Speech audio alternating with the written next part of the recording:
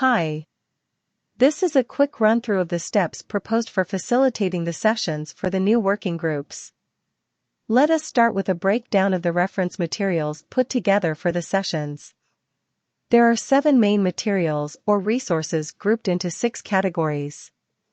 The first 2 reference materials provides a summary of all the proposed steps for facilitating the working group sessions. The first resource summarizes the steps using a diagram, and the second uses a table format to present more details on the process. The third resource has the glossary, which is provided to ensure the team understands key acronyms relevant to the project and terms commonly used in implementation work. The fourth resource is an implementation framework called the Consolidated Framework for Implementation Research, or simply, the CFIR. The resource highlights 5 domains to consider during the facilitation process. The fifth resource presents the objectives, recommendations, and determinants relevant to each working group. The breakdown of the recommendations and the suggested sequence they should follow is captured in the sixth resource. The seventh and last resource is a template to guide the team in generating a logic model as appropriate. To recap, there are 7 main resources or reference materials designed for the facilitation process. These include the breakdown of steps for all sessions, a glossary, an implementation framework, objectives and recommendations assigned to the working groups, the sequence recommendations should follow, and lastly a logic model template. Next, we would look at the proposed facilitation steps or process.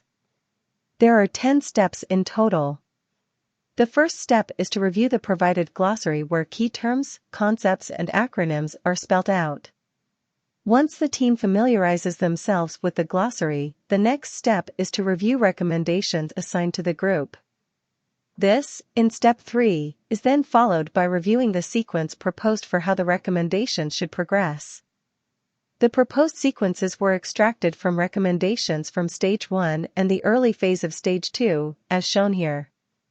These were broken down into their constituent parts, hence, resulting in different actions labeled as Action 1, 2, 3, and so on. Reorganizing these actions based on similarities resulted in what is referred to here as the activity flow and the condition or conditions that should be considered.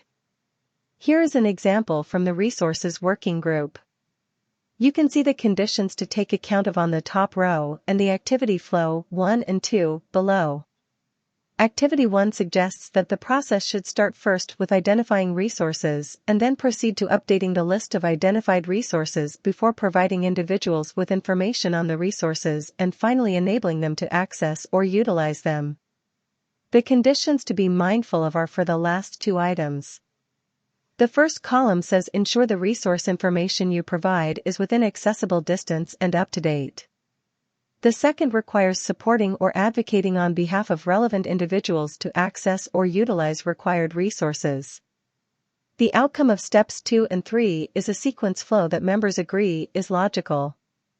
Actions are picked in step 4 in the order they occur in the agreed sequence. For each action, the team work together to brainstorm how they can be achieved. This results in a list of potential solutions or interventions. The interventions are further examined in step 5 and reduced using agreed criteria such as feasibility and impact. In step 6, interventions retained in step 5 are picked one after the other and examined to identify things to consider to successfully put them into practice. The CFIR can be useful here in ensuring all relevant domains are considered. What about the intervention should be considered? What factors in the inner and outer setting may hinder or enable implementing the intervention?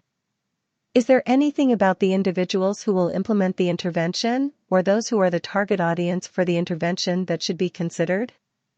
What process factors should we be mindful of? Step 6 helps to identify implementation barriers and facilitators. The barriers and facilitators are examined in step 7 and strategies on how to address or leverage them are generated.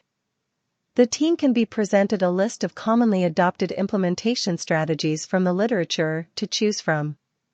Here is a screenshot from a list of 73 strategies. The reference to access the full list is written below here. On completion of Step 7, there may be the need to reduce generated or selected implementation strategies. The task of reducing the list is done in Step 8 using appropriate methods.